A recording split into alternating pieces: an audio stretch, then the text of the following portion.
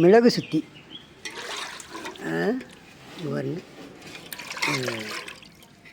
மிளகு சுத்திக்கு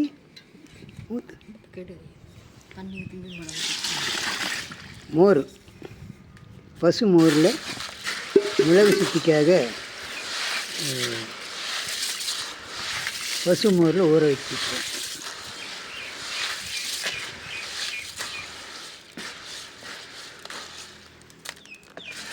பன்னிரெண்டு மணி நேரம் மோரில் ஊறிய மிளகை நல்ல தண்ணீர் விட்டு நன்கு அலசி எடுத்து இதுபோல் காய வைத்து எடுத்துக்கொள்வதே மிளகு சுத்தியாகும்.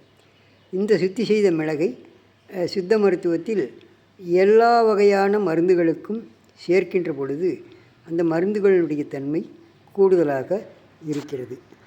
ஆகவே இது போன்ற மிளகை சுத்தி செய்து அனைத்து மருந்துகளிலும் பயன்படுத்தும்படி மருத்துவர்களை அன்போடு கேட்டுக்கொள்கிறேன்.